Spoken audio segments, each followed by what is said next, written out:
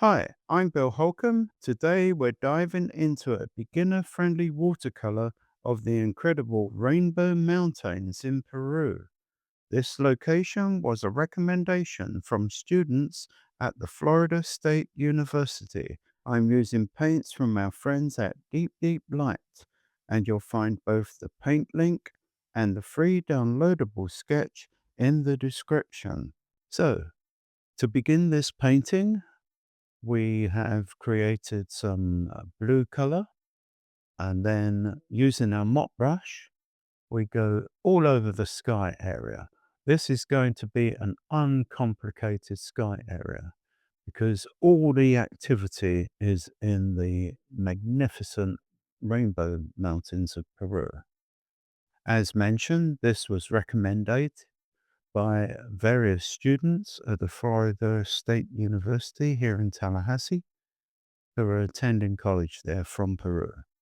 They said, Bill, you've got to paint the Rainbow Mountains. They're amazing, so colorful that it would be perfect for people to see you paint those and learn from the experience. So here we are. And as mentioned, a very uncomplicated sky, quite bland. No need for it to be um, vibrant and lots of different color variations and so forth, because all that activity will be taking place in the mountains themselves. So just enjoy yourself painting that, mop up the edges so that we don't get creep back of water and pigment making its way into the painted area and leaving creases, etc. Then you can use a tissue to just mop out and create cloud shapes. This is one easy way of creating white cloud shapes in the sky. So you lay the pigment down first and then you lift with clean tissue.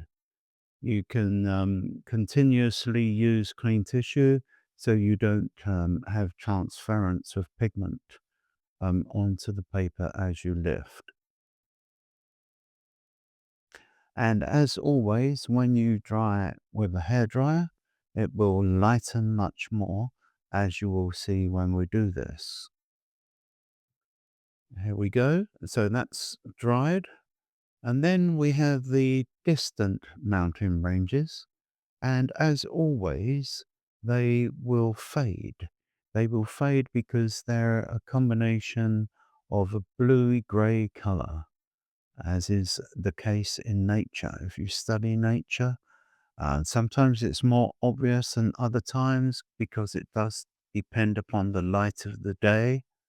But basically, you will see that they blur into the distance and they have a blue, hazy effect to them. And here and there, once we've laid in the initial wash, we will strengthen some of those, as you'll see later. There's nice, colorful subject this, and it will help you tremendously with advancing in your experience and increasing your capabilities for transparent watercolors. It's not like it's a complicated subject in terms of a town or city scheme with lots of buildings and so forth. We're just dealing with the mountain ranges and the variations in colors that you'll see occur later. So those distant ones, we've got a little bit of green dropped in to the distant mountain blue. So a wet in wet situation arising there. And we've got some of that green further going on um, together with the muted bluey grey mountain. And as it comes closer, we'll get more definition and we'll start to see the colors coming into the painting. You can still use quite a large brush at this stage, something like your number 12. hopefully it has a nice point to it. That's the important part of it. And as I often say, you can use medium priced brushes. You don't need to go to the really expensive ones. You could use something like Pro Art, Proart, uh, English brand, or you could use something like Utrecht, which are part of Dick Black. Their medium range brushes are very good. Whatever you can access, you don't need to have the really expensive brands.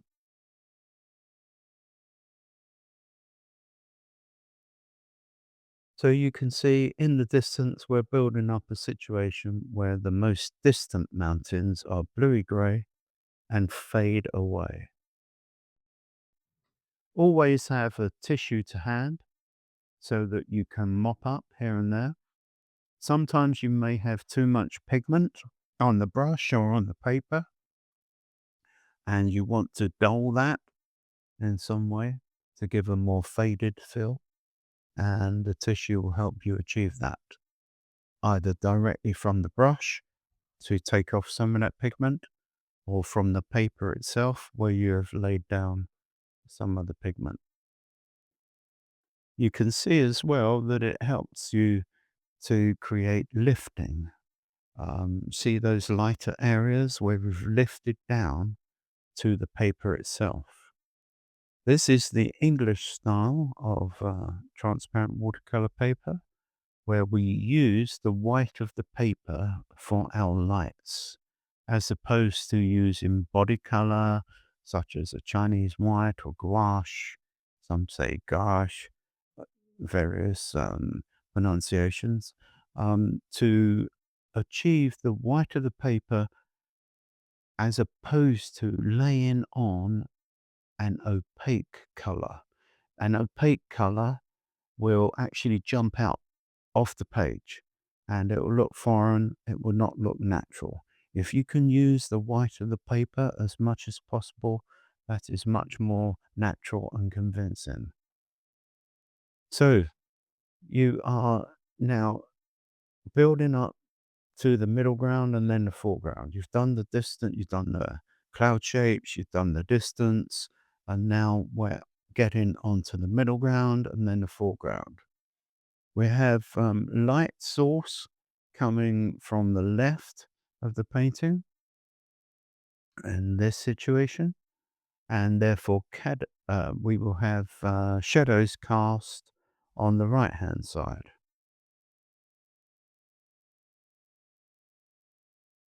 Still using a fairly large brush, whatever you have available, as long as it has a pretty good point to it, then that will help you to achieve accuracy. I showed at the beginning of this video the different colors of deep light. Deep light have asked us to do a couple of tutorials using their paints so that people may see how they perform. And so far, I think they're doing a good job. So these are available on the internet. We have links for them, and you may wish to try them. Now, when you need more accuracy, you would drop to a finer brush. It may be a 4 or a 6, something like that, for this work of detail that I'm currently showing and in the middle ground distant mountains. And some more wet in wet still taking place. I laid down the yellow orangey wash first, and then I'm laying down some of the brown darker mix and letting that fuse in. So it's like outcrops of rock, tumbling rock on the mountainside as the weather action takes place and they erode and so forth and break up and start to tumble down a mountain and so forth. This will be a case of gradually building up the various strata and the rocks. Initially, this would have been flat land, and because of the activity of tectonic plates, the mountain ranges have been pushed up, and therefore they have created these wonderful variations in color. You will see in the distance that we have a nice vibrant red color, and here and there that will be delineated with darker strata, which is in the landscape itself, but is also emphasized by the play of light. A lot of wet in wet taking place.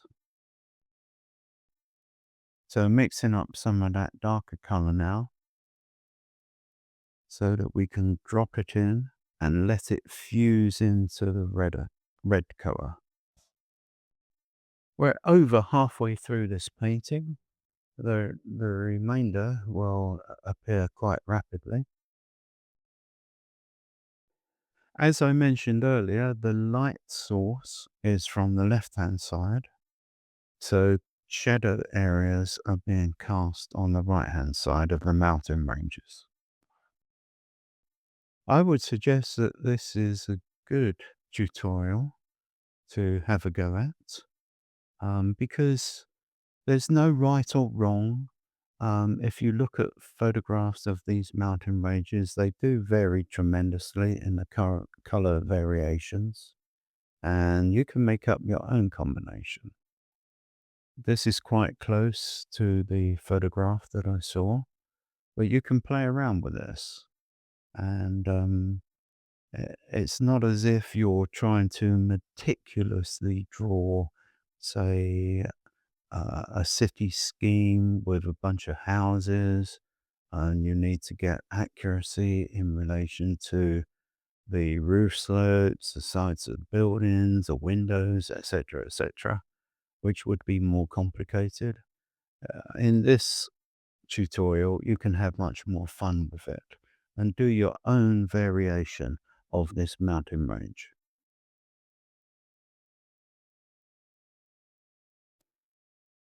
We have an area in the middle ground coming up to the foreground that is traversed by the various camel trains and various people walking across those areas, etc., actually hiking the mountains. And you'll see that develop. So you'll see those unusual footpath shapes occurring in a little while. And they do have llamas in this area, and some of the people indigenous to the area actually keep the llamas, and they're quite interesting to see. And at a future tutorial, I will be painting some of the llamas because the students at Florida State University have asked me to include that in some of my tutorials. So that will be coming at a later date. And we do pay attention to your comments and suggestions. Often people have said, "Hey, Bill, how about painting this subject or that subject? You haven't tackled this one yet." And if it's appropriate, we'll give it a go. And we have managed to do that on a number of occasions. So don't be shy in coming forward and making a comment and making your suggestions, because we do very much welcome them.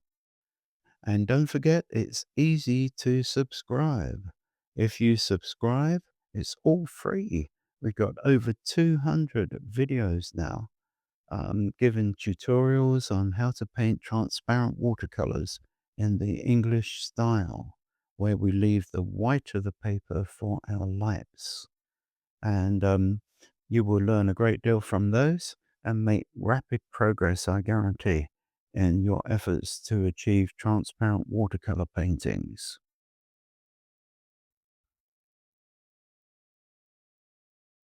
I wish I had these videos available to me when I was starting out on my journey, over 40 years ago to paint transparent watercolors.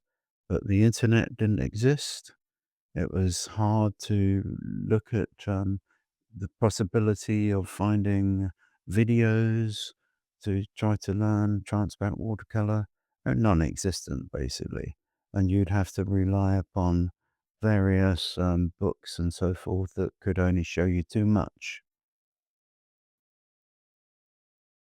So we're coming into the foreground area now, and we're a long way through the painting. We're at least three quarters through. And as you can see, this is built up quite nicely. If you have a go at this one, it will look like a nice, impactful painting on your wall. And people who see this and say, wow, look what you've achieved. So give this a go. And as I said earlier, it's your decision as to which colors you wish to include in there and the juxtaposition of them, etc., etc. I have followed a photograph of the mountain range in Peru, but you can do a variation on this if you wish. Do remember that the foreground areas are darker. They help push you up into the painting and through the painting and keep the eye moving around because there are various points of interest in the painting that keep the interest of the viewer, which is important. So I'm darkening up this foreground area.